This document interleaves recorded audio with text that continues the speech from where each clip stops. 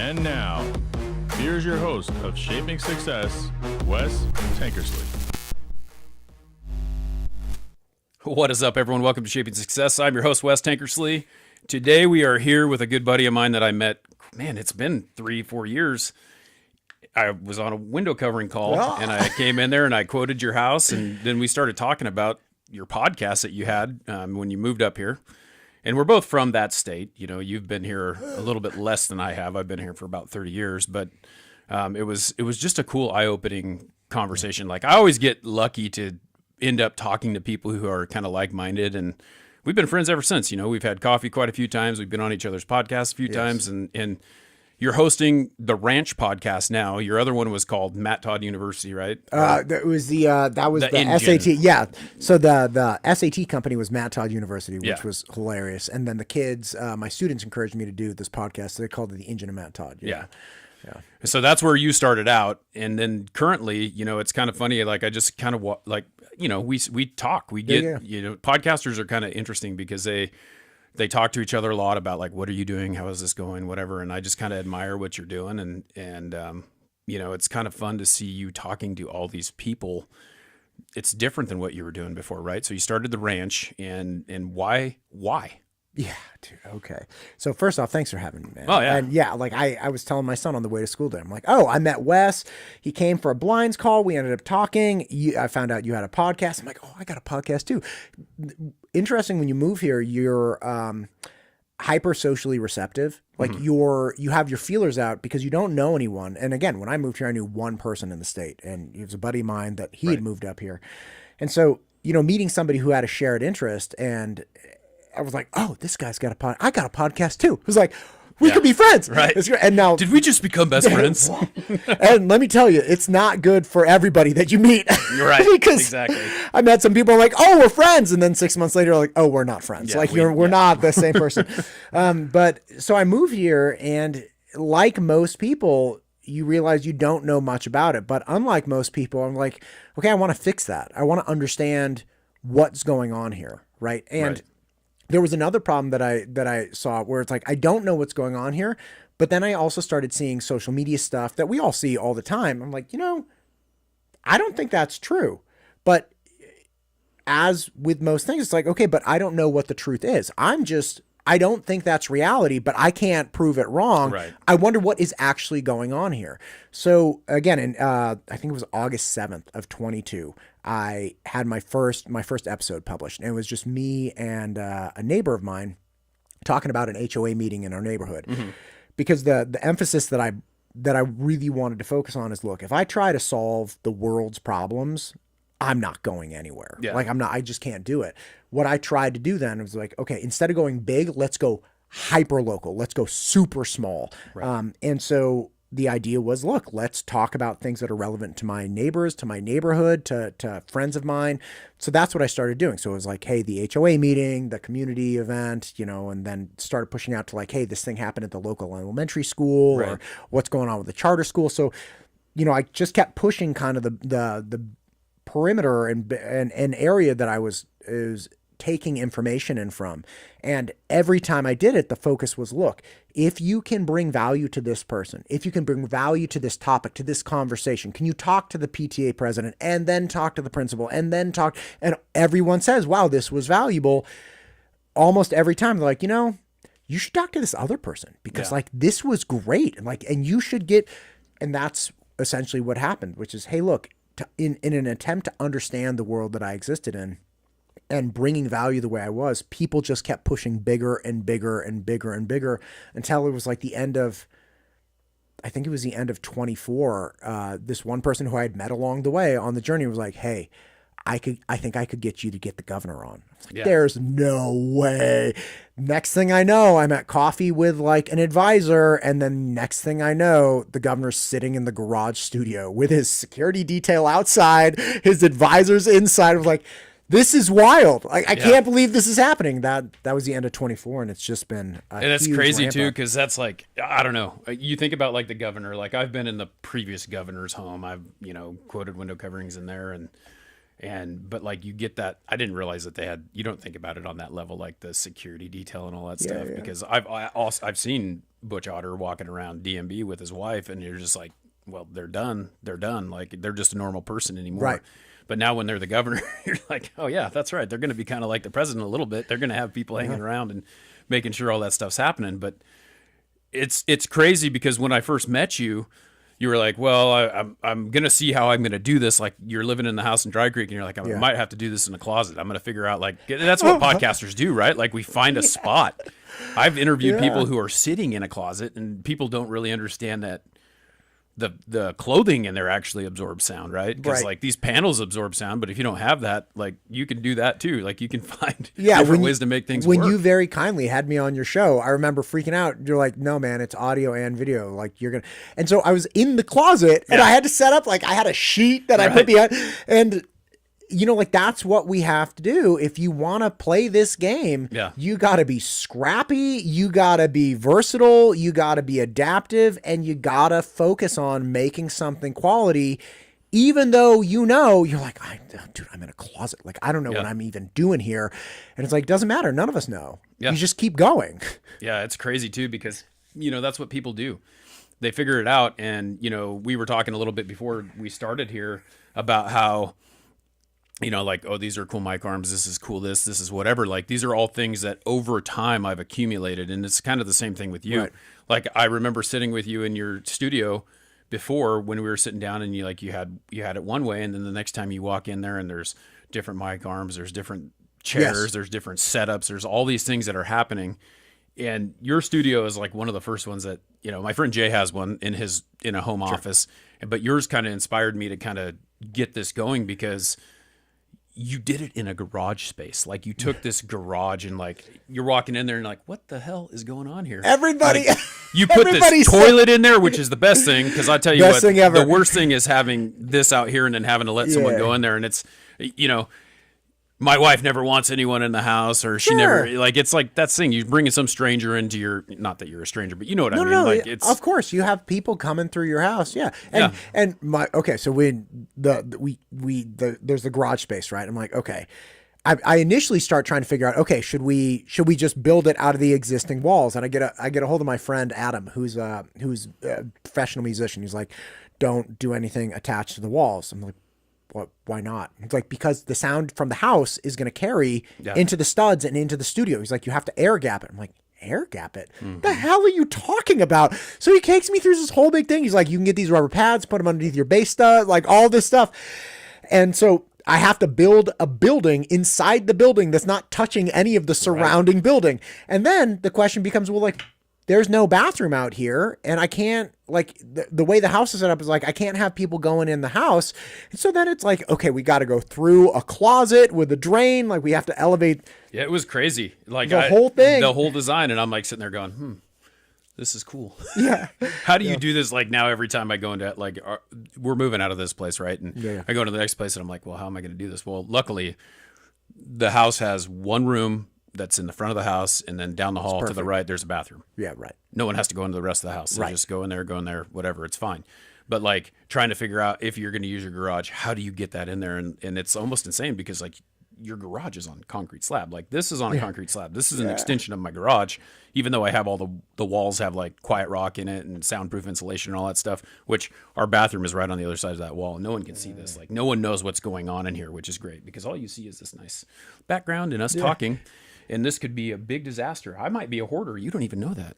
I mean, I wouldn't put it against you. But yeah, I know. But you know what I mean. Put all the equipment in here. It's an interesting, now that I look at it, you know, there's something like 3 million registered podcasts or something like that. Mm-hmm. And the number of active podcasts are actually going down. Right. Because I think, especially over the last 5 years, there's been this massive boom. Like when I started in the end of 2019, I think it was something like there were just under 1 million. And then you tripled that number in 5 years. Right. And I think a lot of what happens is this is a hyper visual thing. Everybody sees and consumes content from podcasts these days. So it's out there everywhere. Somebody was telling, okay, who's the dude who's marrying Taylor Swift? Kelsey. Okay. Travis Kelsey, maybe? I don't know anything about it. Like, I don't watch a lot of remember. sports. There's two of them. There's like yeah, Jason whatever. Kelsey. They're It brothers. doesn't. So apparently they have a podcast. Somebody told Yeah. me this yesterday. I'm like, I don't care at all. And what I told the person who was telling me, they're like, it's not that good. I'm like, yeah, I'm not surprised, because you don't, if you're listening to a podcast that was spawned off of, or especially spun off of somebody else's tangential success, odds of it being good are so astronomically small. Yeah. Like Bruce Springsteen, great singer, I'm sure. But if you, no, not I'm sure. I love Bruce Springsteen. And you would think, I'm sure the podcast is great too. But that's not reality, because you assume he's doing well at one thing because he did well at something else. Totally different mediums. Doesn't matter though. Like, that's what we run into though, because like you and I are the ones that are still doing this. We started after COVID, and like you said, it went from this to this. It's down, way down. Right. But like, if you were some famous guy, you know, if Bruce Springsteen started one, people would listen to it over us any day, just because he's Bruce Springsteen. He did right? one with Obama. Years ago, they had one that they were like hosting it. My friend told me, she's like, oh my gosh, I just love this episode. I was like, why? She's like, well, they were talking about fatherhood. This got my cackles up. She was like, well, they were talking about fatherhood and Obama and Bruce Springsteen sitting down for a conference, whatever. And Obama's telling Bruce Springsteen about how Michelle Obama, the then first lady, was like, hey, she really required that I showed up. Like, I couldn't just be at the table. Like, I had to be engaged in the conversation and caring about, his daughters, all these things. And my friend is telling me this, just like glowing. She's like, oh my gosh, it's so great.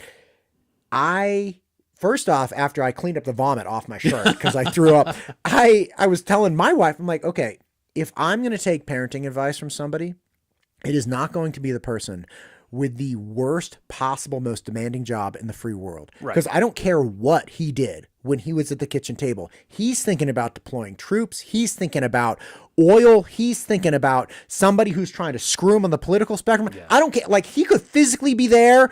His eyes could be looking at you. He could be nodding. He is gonzo, man. He's got nothing. He's got nothing. Yeah, that's his place to be. Like, I could, it's the same thing. Like, anyone could do that. Like, you could go sit down, have dinner with your kids, but when you think that that guy raised his kids, no. I can guarantee you he did not, nor did his wife. Check this one out. You know who I would like to hear about fatherhood?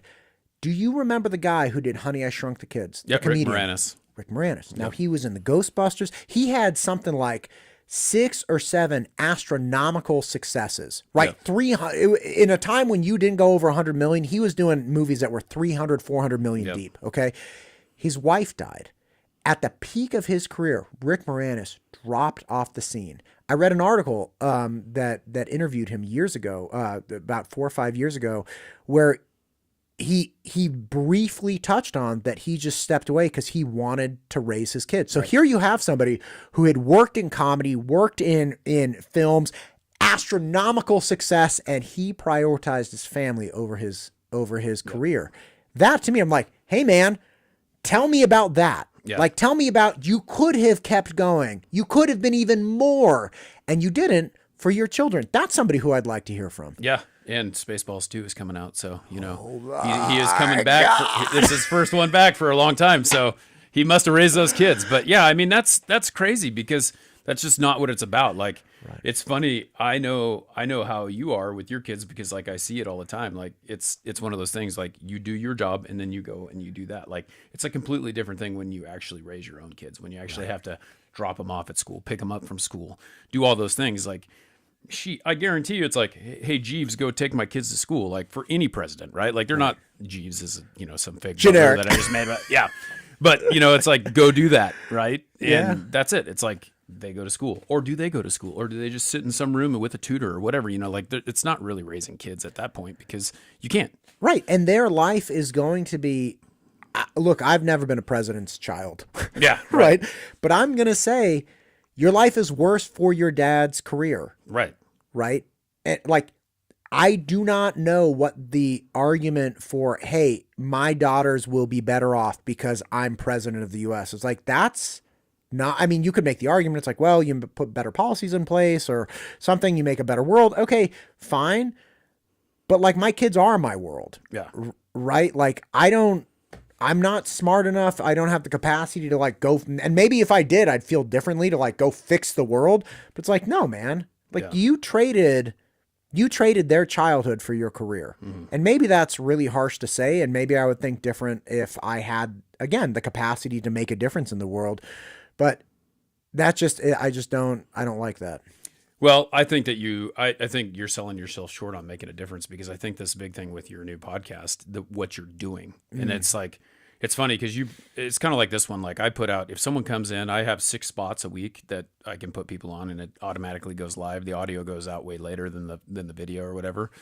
But it seems like you're putting out 1 or 2 or 3 episodes a week, but you're talking about real things that are going on in the community, in the state. And one of the things that I think is really refreshing about what you're doing is the fact that you're going back to being kind of, you're not a newscaster, but you're being objective about what's going on, because there are so many people in this world that like all they have is their thoughts, and that's all that matters.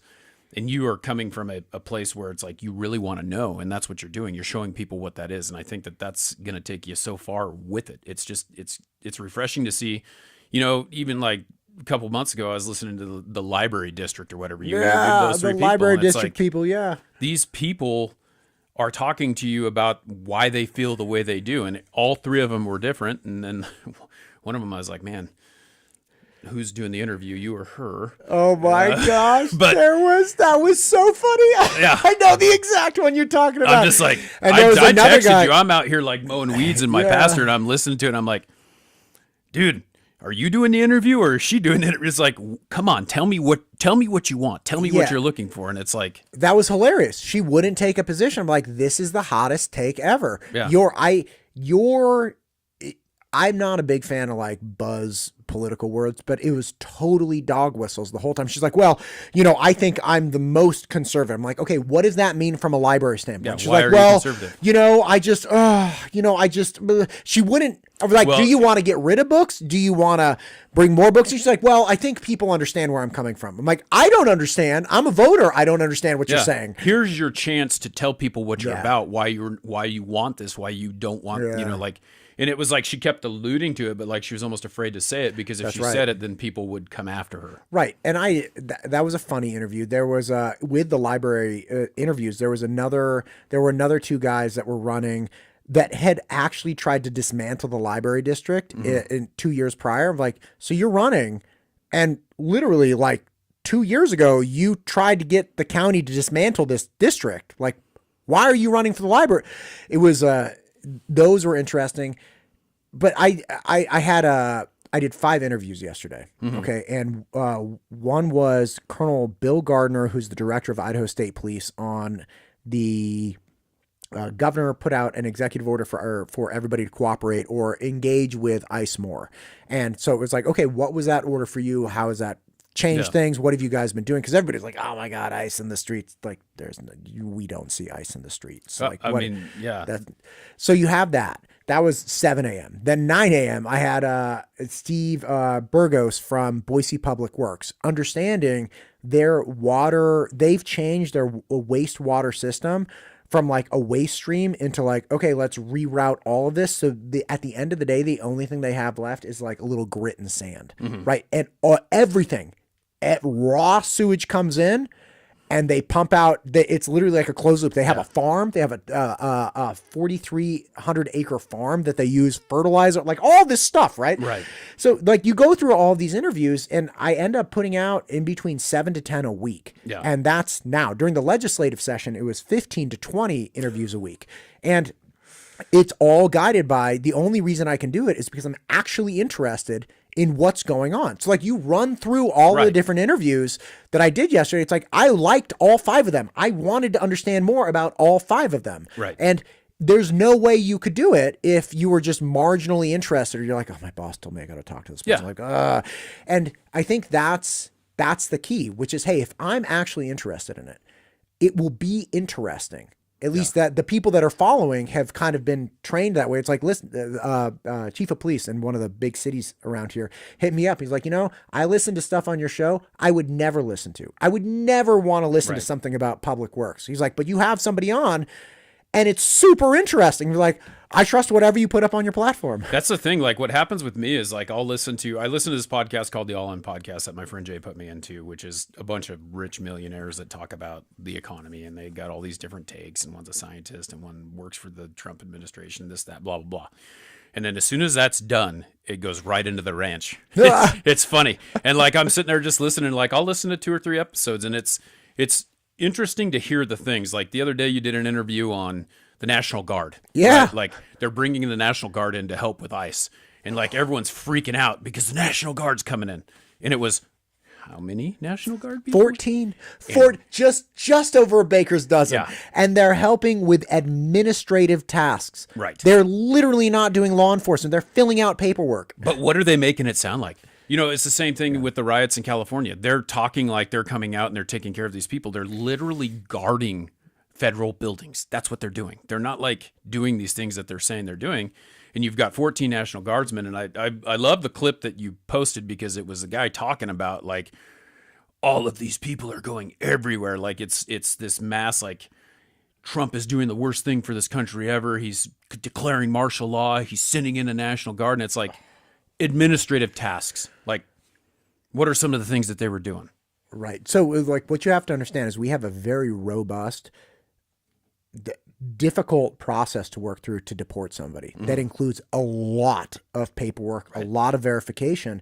And because of that, like imagine if you're like, okay, look, every person I deport is 2.5 hours of paperwork. Right. Now I have 40 people that I would like to deport, but that represents literally like 2.5 weeks or thereabouts worth of manpower. Right. And by the way, I have 40 people I want to deport now. I'm going to have another 40 in 2 days. So you just physically don't have the man hours to process this stuff. That clip, it's the exact same thing that I've been talking about. You see clips online. And the reason I invited the National Guard guy in is because this clip started getting circulated. And there were many of them saying like, you know, Trump is declaring martial law, whatever the nonsense is, right? Yeah. And you see that and you're like, okay, I don't think that's true, but I don't know.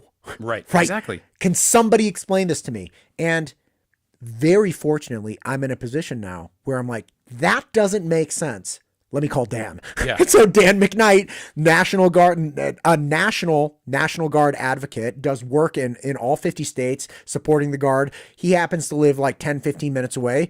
Dan McKnight was like, I'll be there tomorrow. I get up at 3 a.m. When do you want to shoot? I'm like, I got a full day. How about 6 a.m.? So I get my editing done from 5 to 6 and Dan shows up at 6. We have this great conversation. We bring clarity and defend Idaho, defend our governor, who the governor is the one who signed to activate the National Guard. It wasn't Trump. Trump didn't send in anyone, right? So you have this stuff. We need to defend Idaho. We need to bring clarity to Idahoans so that Idahoans are not taken by liars on social media who are committed to getting the absolute most number of views. They're committed to making people as upset as possible. They're committed to getting a broader following, and consequences be damned, right? No one cares. They just are incentivized to get more followers. So you have more views, so you can monetize and you can do all this stuff. That's terrible. And they throw Idaho under the bus in order to do it. Yeah, it's pretty funny. You want to know what is, you know, if you want to know what is a lie, typically like on, and I think TikTok might be the worst one. I mean, it goes all over all social media, but like you look at TikTok and if you want to know what is the biggest lie, it's like you just look and see how many videos are the same over and over again from different creators because all they're doing is trying to get the clicks. Right. You know, it's like it's as simple as, I know we're talking about the National Guard being here and like what's going on, but like it's as simple as them telling you how to get more followers. They'll do this. You know what you got to do to get more followers, and then if your videos are stuck at 300 views, this is what you got to do. Yeah, right. And then you look at it, and there's 100 people. All of a sudden, you watch that video one time. There's 100 more people coming saying the exact same thing, and they've got lots of views because they've made that the thing. You know, and right. The economy and the market around getting people promising success on social media for people is just, it's wild. Like there is a huge industry around, for instance, podcasting, right? Huge industry around selling the next microphone, huge industry around, you got to like hit me up for SEO optimization. I'm sure you get those emails every day. Oh yeah. Like every day. There's this huge industry around people trying to get success. And same thing with, I saw this hilarious clip, making money on social media. I saw this hilarious clip. how to make $80,000 on social media. And it's one of the classic text hooks, right? So it's this gal who's not unattractive, making scrambled eggs. Right. And it's like how to make $80,000. And then it's hilarious because it's like, start by making a video saying you made $80,000. Yeah, exactly. That is it's perfect. a total lie. Yeah. It's just say you did it, and then like you're off and rolling. That's the first piece of it. But I think YouTube in particular put with the capacity to write scripts, with the capacity to, essentially make videos of fake people doing whatever, and with the economy around repurposing videos. Like, how many videos have you seen of like some dude running on a beach in the dark in the rain and like Jordan Peterson's voice over it? Yep. And it's just a mashup of hyper popular intellectual property, right? Jordan Peterson, Right. with a visual addition to it. And, like music in the background. They're like, we're going to start trying to promote, original content. Instead of having people, you could make with AI, man, you could make like 10 different clips instantaneously, all Jordan Peterson clips. You don't have to do anything original. Yeah. And theoretically, you could gain prominence on social media platforms. So the social media platforms are waking up to the fact they're like, okay, if people can essentially make an infinite amount of content and just repurpose, like React videos, Right. all you got to do is find cool videos from the day, find 5 coolest videos, and then you screen record them, and then you do yourself on a green screen like, Yeah, like that's all you got to do. And that's reusing something that was already went through all the burden of becoming popular, Yeah. and you have no skin in the game. You didn't do anything. That stuff is taking over. And original content is dying. So they're like, oh, we got to change this because people know that it's all just junk. Yeah, exactly. And that's the hard part is like when you sit there and you spend all this time trying to do the things that you do to make something that is original and something that is educational and helping Right. people. And you see yourself, like I've been monetized on YouTube for probably a year and a half and I haven't even made it to $100 yet. Like it's like $2 a month for like, at this rate, it'll be 4 years, but I put the content out and it's original content. It's me talking to people just like yourself, talking about things that, mean something to me and to society and helping other people do things. And then you have all these other people who are either stealing it or using it for some other, Jordan Peterson's voice over something that he said and he's getting nothing for it. And Right. it's amazing that that's happening. Right. And it's, again, I think we need to have more of it. Frankly, this is what I was telling somebody today. It's like, I think we need to double down on all of the stuff. Don't wave your hand over the candle real fast and be like, see, the flame doesn't hurt. Yeah. I think you need to hold your hand over the candle for like solid 10 seconds. And we need to make these platforms so inundated with junk AI, with like Substack after Substack of just trash, until people realize they're like, this is all a lie. And then we upregulate the things that are actually authentic. Mm-hmm.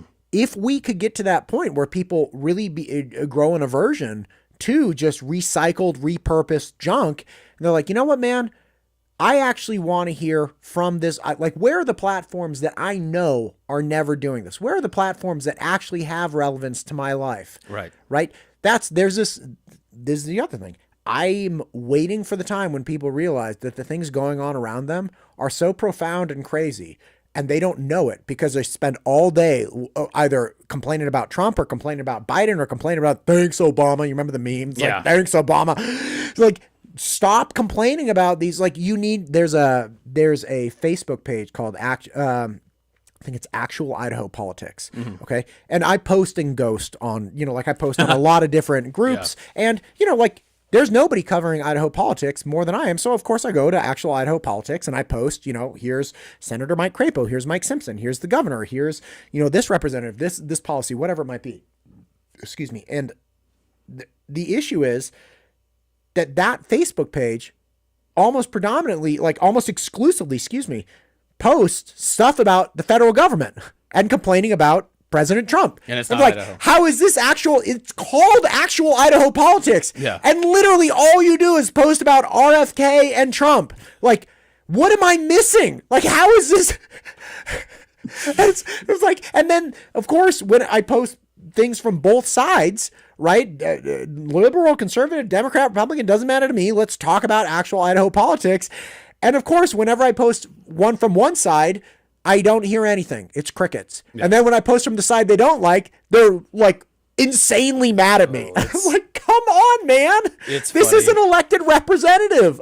I looked at the other day. I commented on when someone said, or you posted something about a review or something, and someone had said something about your voice, and I just had to laugh. I'm like, yeah, that sounds about right. You know, it's like, it's amazing when someone doesn't like what you do, they immediately go to like name calling or picking on people and like trying to figure that out. And it's just like, I could just see the laugh on your face when you posted it. Like, I was just like, oh my gosh, yeah, I'm going to take this from you. You know, like what's it mean? You know, it's insane. Yeah. And this is somebody who's like, this person put this ridiculous comment. It was like something like, I watch many of your shows. I like your guest. Your voice bothers me. Or like your voice is super annoying. And I'm like, thanks for watching, I guess. Like, yeah, you're still got your attention. You're still watching. Yeah, but that, like, I think there was a problem when we first engaged in social media with understanding how to interact with people we knew, because it was a different medium, right? I remember my siblings. They back when MySpace was around. My brother told me, he's like, hey, you need to get on MySpace because like me and my sister was like, we're having a lot of fun messing around with each other on MySpace. I'm like, first off, I already have Facebook. Like, I'm not starting another. This is like 2005, 2006. Yeah. I was like, I'm not starting another platform. Like, for what? Right? This is back when nobody even knew what Instagram was. You're like, wait, you post pictures. Like, I can just send you a picture. Right? Yeah. In an email. Because text, because we didn't have smartphones, right? I can email you the picture. Hold on, let me flip open my razor. Right. Oh, my God. So, the razor, that was so slick. Hey, dude, they brought it back. The flip phone. I'm still waiting for the Matrix phone where it's like drops down. Anyway, so like the whole point was that you had this different social interaction, very much like texting. Like, I prefer to text people instead of calling them. Yeah. Why? I don't know, because I hate calling people and I just prefer to text them, right? So again, there was a question of how do we interact with each other in these different mediums, right? Because they're definitely different. Okay, great. We'll start with that. But then there was also a question of how do you receive interactions on these mediums from people we don't know, right? And the second people realize, they're like, oh, I can affect somebody I don't know on this, you had this whole marketplace of, satire, vitriol, some of it's humor, marketing. Right. All of a sudden, I can affect other people's reactions. I can either get their attention and grow my channel. I can essentially dumpster fire somebody's post if there's something relevant. I can get people worked up and upset in the comments. So the whole message from the post is null and void because everybody's screaming in the comments. Like, all of a sudden people realized I have power in the comments. Right. And if I comment on something that is irrelevant, I have no power.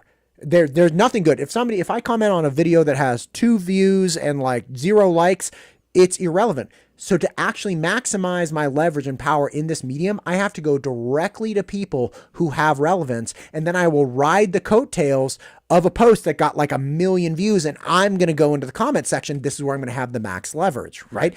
So all of that's happening. And then at some point, people putting content out had to make a decision of, I will either let the nameless, faceless mob affect me, or I will have to recognize that they're nameless, faceless people. And if I stop making content because they're mad at me, then literally I'm saying to myself, I'm only doing this at the pleasure of people I don't know and will never meet. Right. And so you have to make a decision where it's like, no, absolutely, that's a ridiculous proposition. Like, I'm doing this content for me. How could I possibly let somebody I don't know stop me from doing it? Right? To that end, I think it's funny to poke back at those people. Yeah. It's like, okay, you don't like it. Like, well, I guess thanks for watching 3 episodes. Like, yeah.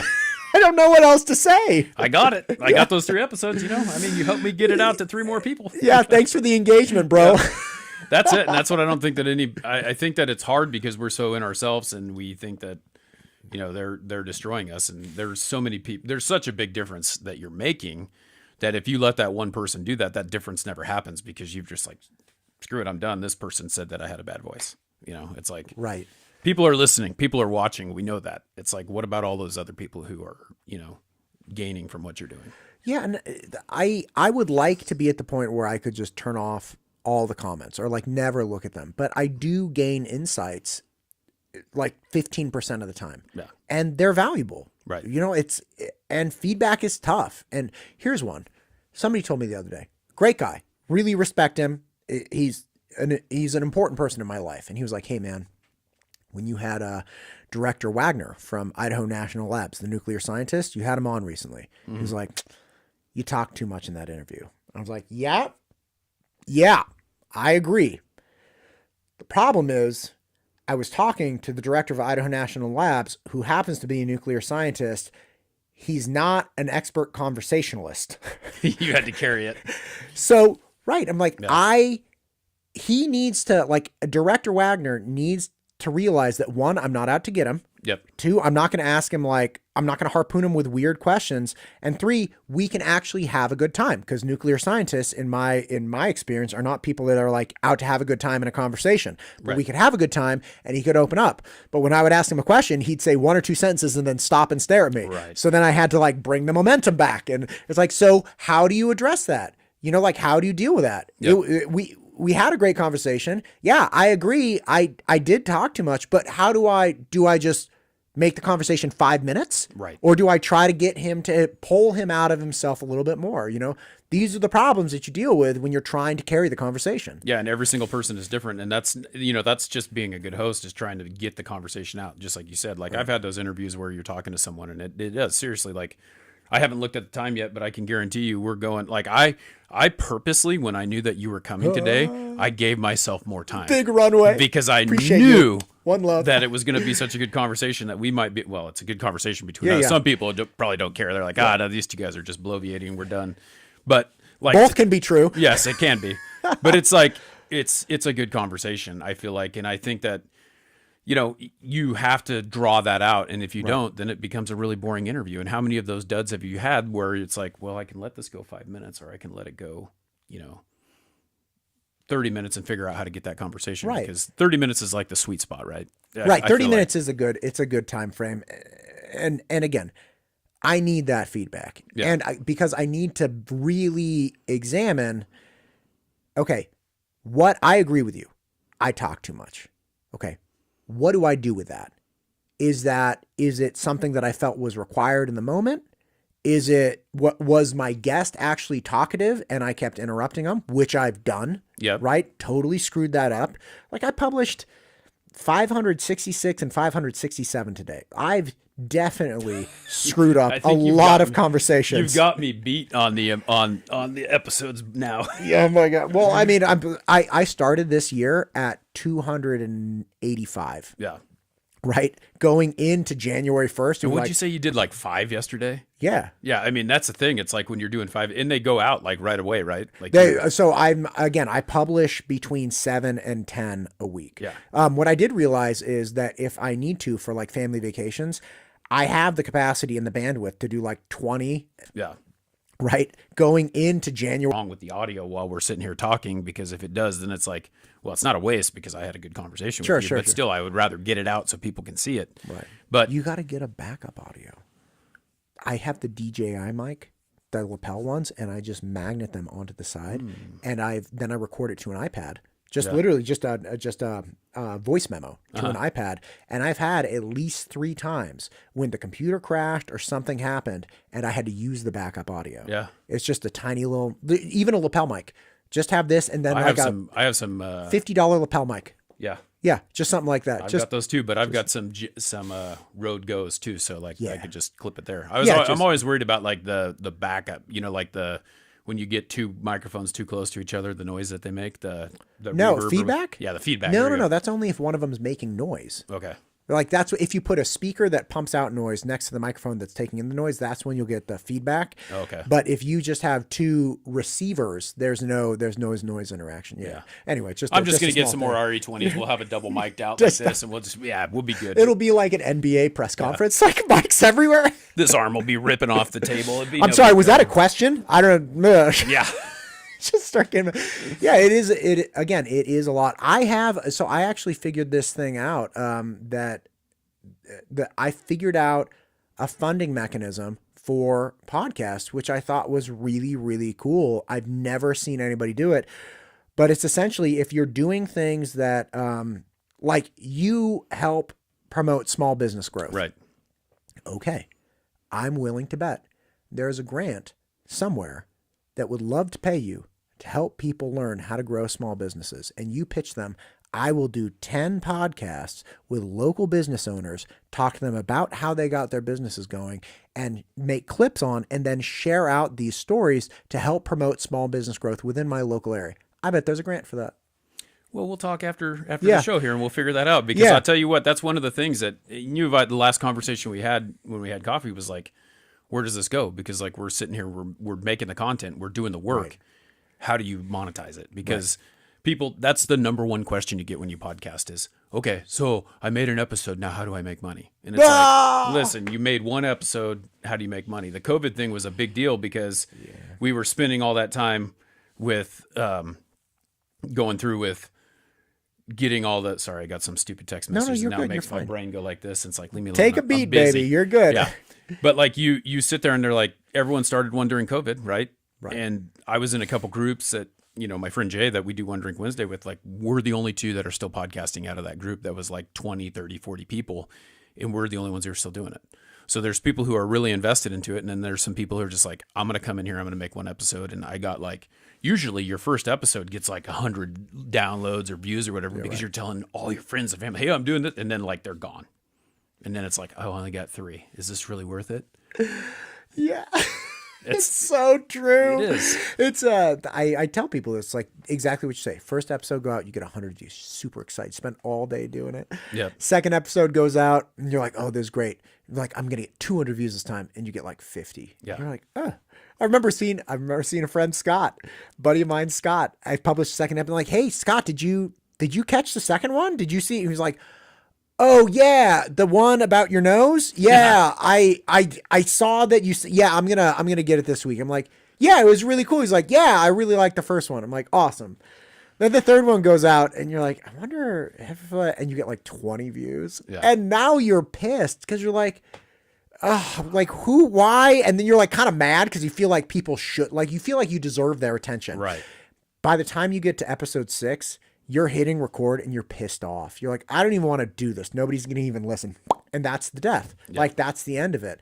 It's like, you have to believe in what you're doing and know you're in for this long thing. When people ask now, though, when they're like, look, how do you make money with a podcast? The answer is you don't. Like, you don't know. I don't know anybody who's made money with a podcast. Yeah. Okay. Like, I don't think anybody, most people know of someone, like we all know of Joe Rogan. Yeah, right. We know that person exists. I also know Tom Cruise exists. I don't know any famous actors, right? Like we know these people exist, but nobody knows how they did it. There's no podcast school. Like you could say, hey, Tom Hanks was in theater and then he studied this, blah, blah. Yeah, you have those examples where it's like, I want to be, Mike Rowe, he was in theater, he did plays. You know how to get exposure. You know how to get it like an agent. There's no equivalent for podcasting. There's no podcast school. There's no way.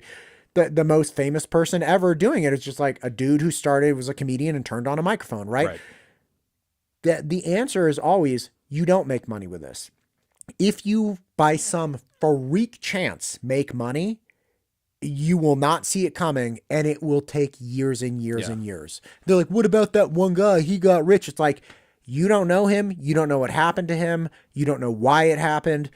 You couldn't reproduce that to save your life. I think that the majority of people who are making money off their podcast aren't making money off their podcast. They're making money off all the other things that they do, and it's just a tool to get them to get more of what they're doing, right? Like, yeah, probably. You look at like Grant Cardone, he's in here talking about cash flow or whatever, but the reality is he's got all these big old conventions that he does, and he's got real estate investment that he does. Like the podcast is just like marketing. Here's just a few more. Yeah. Yeah, exactly. That's all it is marketing. Right. Yeah. So to make money off a podcast is damn near impossible. Yeah. And I think people need to come at it from that standpoint, because if they come at it from that standpoint, they will have a much higher probability of having a podcast that they keep up with. Right. If you love it, and if you believe in it, and you think you bring value to people, and people are sharing value with you, then you have a shot at success. Yep. Right? Success being you keep doing it. If you're coming at it from I want this end. I want either notoriety. I want money. Like, I hate going out in public. I'm not like a public person. And now when I go places, like, People see you and they know you. and it's not like I'm on move, but like I was at Moon's, okay? Moon's downtown, the cafe. And I was with a buddy of mine where, he actually helped me get a nonprofit going, and I was having breakfast with him, and he's a really nice older guy. And he's like, tells the waitress, he's like, hey, this guy's famous. I'm like, oh, Drew, don't know. And she was like, oh, what do you do? She's like, oh, he has a podcast. It's called The Ranch. I'm like, yeah, it's on Instagram. You can find it. She's like, oh, cool. I'll check it out. I'm like, yeah, or don't. Like, that's fine too. As she's saying this other gal walks up with the golf. She's like, I follow you. I was like, oh, God. The other gal comes back. She's like, I looked you up. My dad follows you. I was like, God.